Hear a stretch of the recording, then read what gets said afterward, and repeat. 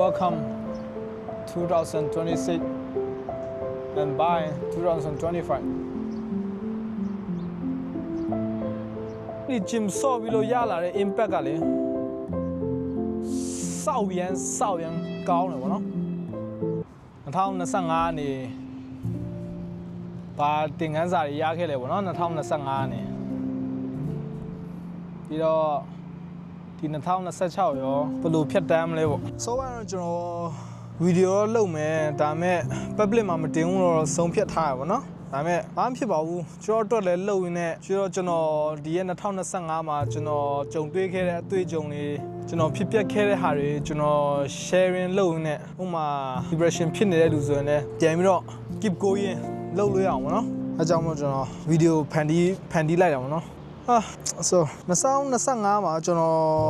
ကြုံတွေ့ခဲ့ရတော့ဆိုးတဲ့နှစ်လို့ပဲပြောမလားဆိုးတဲ့နေအကောင်းပေါ့နော်ဘာပြော2025နှစ်စပိုင်းမှာတော့ဒီလိုပဲအလုပ်တိုင်းအလုပ်ပြန်ရင်ဒီလိုပဲလုပ်နေတယ်ပေါ့နော်ဒါပေမဲ့ဒီမထင်မှတ်ပဲနဲ့၄လပိုင်း၄လပိုင်းလောက်မှာခံမတင်ပဲနဲ့ခြေတော့အစီအတန်းဖြစ်သွားတယ်ပေါ့နော်ခွဲစိတ်လိုက်ရတယ်အဲ့နေစပြီးတော့3-4လလောက်တော့လုံးဝလူကအဲ့ရထဲမှာလဲပြီးတော့နေခဲ့ရတယ်ပေါ့နော်ဒါပေမဲ့အဲ့ဒီအချိန်ကိုကျွန်တော်ကအကျိုးရှိအသုံးချခဲ့ပါတယ်ကျွန်တော်ခွဲစိတ်ပြီးနှစ်ပတ်3ပတ်လောက်ပဲထင်တယ်ကျွန်တော်နားပြီးတော့အုံနောက်ကိုပို့ပြီးတော့ upgrade ဖြစ်အောင်ပေါ့နော်တင်နေတက်တယ်ကျွန်တော်အတွက်ပိုရှေ့ရောက်နိုင်မဲ့ဟာတွေကျွန်တော်လုပ်တယ်ပေါ့နော်ခြေတော့ကျိုးတာသူ့အပိုင်းနဲ့တူဒါပေမဲ့ကိုကလှုပ်ရှားရှိရတော့ဆက်လုပ်နေရမှာပေါ့နော်ကျွန်တော်ထင်တာတော့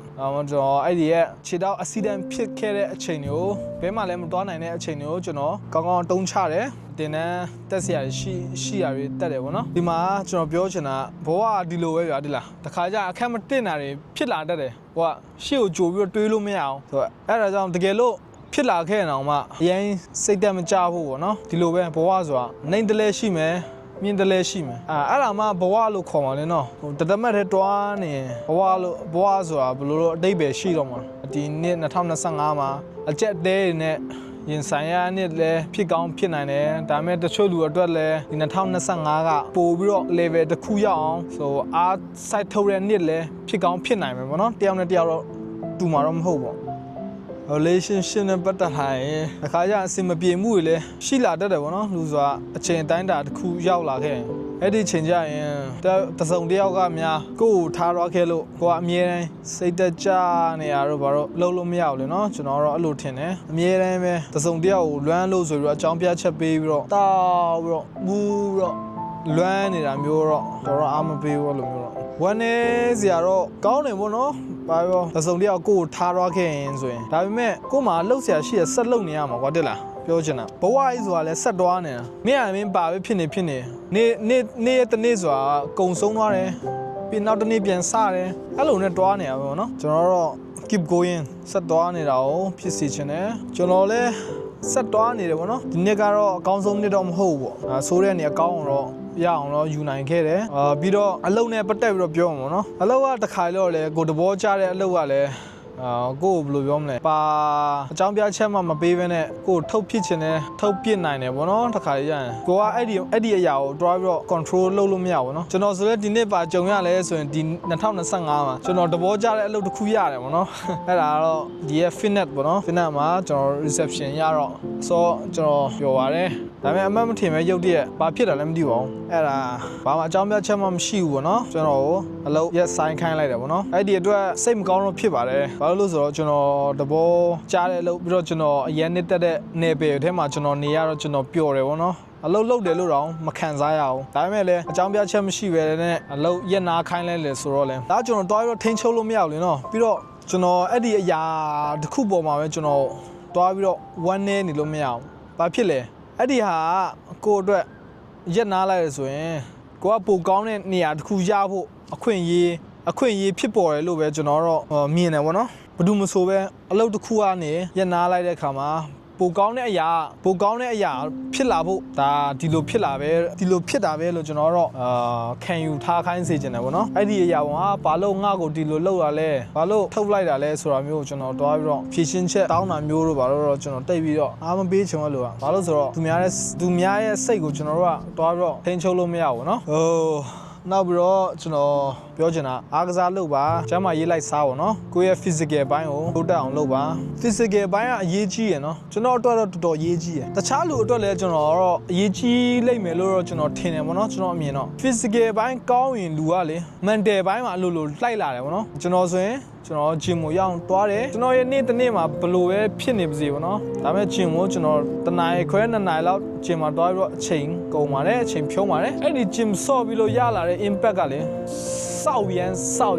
်ကောင်းတယ်ပေါ့နော်နည်းနည်းတော့စကားကျန်းတော့မယ်ဘာလို့လို့ပြောလဲဆိုတခါကျရင်တရက်လုံးမှာဟိုကျွန်တော်တို့ဘယ်လိုပြောမလဲအမြင့်အောင်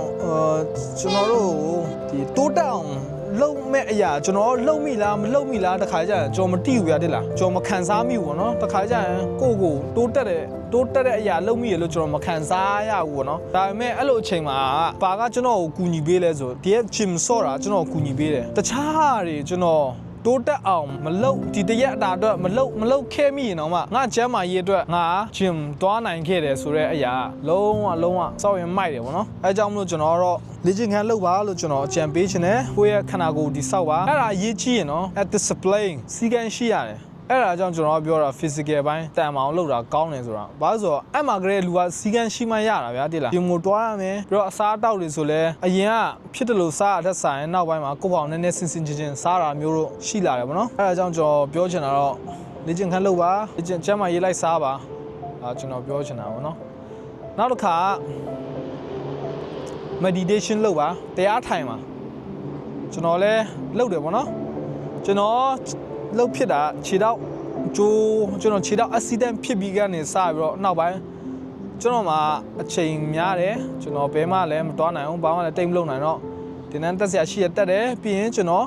်တရားထိုင်ပါတယ် meditation လုပ်တယ်မနော်အဲ့ကနေတရားထိုင်လာလို့ရလာတဲ့အရာဘာလဲဆိုရင်တချို့တော့ပြဿနာတချို့ကိုကျွန်တော်ဘယ်လိုပြောမလဲ calm down လုပ်နိုင်တယ်မနော်စိတ်အေးနဲ့ဖြေရှင်းနိုင်တယ်မနော်အရင်လိုဝူဒူဝါတာတွေလုံးမဟုတ်ပဲနဲ့အဓိကစိတ်ပေါ့နော်ကျွန်တော်ပြောချင်တော့တရားထိုင်တာကျွန်တော်စိတ်ကိုလုံးဝအေးချမ်းစေတယ်ပေါ့နော်ကျွန်တော်တော့တရားထိုင်တာကိုတဘောကြတယ်တရက်ကိုမိနစ်20ဒါမှမဟုတ်15မိနစ်ထိုင်ပါအစောပိုင်းတော့ခက်ခဲနေလိမ့်မယ်ပေါ့နော်ဒါပေမဲ့လောက်တာကြာလာရင်တော့အဆင်ပြေလာမှာပါဒါကျွန်တော်လည်းအခုဆိုရင်လှုပ်ဖြစ်တယ်ပေါ့နော်တရက်ကို15မိနစ်ဒါမှမဟုတ်မိနစ်20တရားထိုင်ပါတယ်အဲ့ဒီအရာကလေတကယ်လို့ကြာလာရင်ဆိုခံစားမိလိမ့်မယ်စိတ်တွေကကိုယ်စိတ်ကိုနိုင်လာတယ်ပေါ့နော်ကျွန်တော်တို့စိတ်တွေကလေမကောင်းတဲ့အရာဆိုရင်လှုပ်ရတာအရန်လွယ်တယ်ဘာအတားစီးမှမရှိဘူးမကောင်းတဲ့အရာတစ်ခုခုပေါ့နော်အဲ့ဒါလှုပ်လိုက်တာလို့ဆိုရင်အရန်လွယ်တယ်ဗျာစိတ်ကဘာမှ control လုပ်စရာမလိုသူက back ဆိုလုံးဝ easy ပဲဒါပေမဲ့ကောင်းတဲ့အရာတွေလှုပ်ဖို့ကြောအရန်ခက်ခဲတယ်ကွာသိလားအဲ့ဒီကောင်းတဲ့အရာကိုလှုပ်မယ်ဆိုရင်စိတ်ကဆွဲရတယ်လားအချိန်ကိုလည်းဆွဲရတယ်စိတ်ကလှုပ်တယ်ပါကွာစောပါလေးရယ်ဆိုရောလေစိတ်ကအဲ့လိုဖြစ်တတ်တယ်ကျွန်တော်တော့ကောင်းတဲ့အရာကိုလှုပ်ပါလို့ကျွန်တော်တော့အကြံပေးချင်တယ်တရားထိုင်ပါကိုယ်စိတ်ကိုပြင်ဆင်ပါဗောနော်ဒီ2026အတွက် ready ဖြစ်နေဖို့လိုတယ်ဟို2025ကုန်သွားလို့အဲ့ဒီညထဲကိုပဲ Happy New Year ဆိုပြီးတော့အော်ဖို့တက်မလုံနဲ့ဗောနော်2026မှာလဲ share ကျုံနိုင်အောင် share ပြီးတော့ဖုံနိုင်အောင်ကိုယ့်ဘက်ကနေတော့ကလေးလာစရာရှိရလေးလာစူးစမ်းစရာရှိရစူးစမ်းအောင်နော်ဘဝကြီးကိုလေဒီတနေရာထဲမှာပဲမရက်နဲ့ပေါ့နော်အမြင့်ကိုတွားနိုင်အောင်တွားတစ်ထက်ပြီးတစ်ထက်ပေါ့နော်အချိန်တော့ပေးရမယ်ဘယ်တော့ကြာမလဲဆိုတာကိုမပြောနိုင်အောင်2နှစ်3နှစ်လည်းဖြစ်နိုင်တယ်ဒါမှမဟုတ်ရင်9နှစ်6နှစ်လည်းဖြစ်နိုင်တယ်ပေါ့နော်ကျွန်တော်ဆိုလဲလှုပ်နေရပဲပေါ့နော်တိုးတက်ရမယ့်အရာတွေကိုလှုပ်နေရပဲဒါပေမဲ့အခုချိန်မှာဆိုရင်ချပြပါဆိုရင်လက်စုပ်လက်ကန်ချပြဖို့တော့မရှိသေးဘူးပေါ့နော်ဒါပေမဲ့ကျွန်တော်ရဲ့ခေါင်းထဲမှာတော့ကျွန်တော်ဖြည့်နေရပေါ့နော်ကျွန်တော်တို့ကလ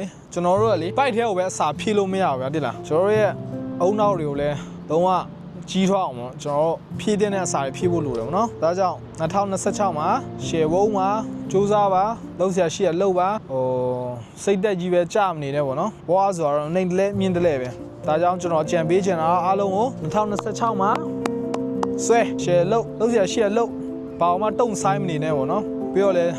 ကြောက်မနေနဲ့ပေါ့ယောက်ျားပဲဖုတ်စရာရှိရဖုတ်ပါဆိုတော့အားလုံးကိုကျွန်တော်2026မှာလုံးဝရှယ်လန်းတဲ့လူတွေအဖြစ်နဲ့မြင်ချင်တယ်ပေါ့နော်စူးစမ်းပါကျွန်တော်အားပေးနေပါနော်အားပေးနေတယ်ပေါ့နော်အလုပ်လဲစူးစမ်းပါကျမ်းမာရေးလဲ queue site ပါကိုချစ်ရတဲ့လူရှိရင်လဲချစ်ရတဲ့လူတွေကို queue site ပါဆိုတော့ 2026ကိုကြိုဆိုပါရယ်ဘိုင်ဘိုင်2025အားလုံးပဲ2026မှာအစင်ပြေနဲ့ဘဝကိုရှင်ရှင်လန်းလန်းချမ်းချမ်းမြင့်မြင့်နဲ့ရှေ့လျှောက်နိုင်ပါစေဗောနော်ကျွန်တော်တို့အဲ့လိုဆုတောင်းပေးတယ်ဆိုအားလုံးပဲကိုကောင်းတဲ့အနာဂတ်တွေဖန်တီးကြပါဗောနော်ကျေးဇူးတင်ပါတယ်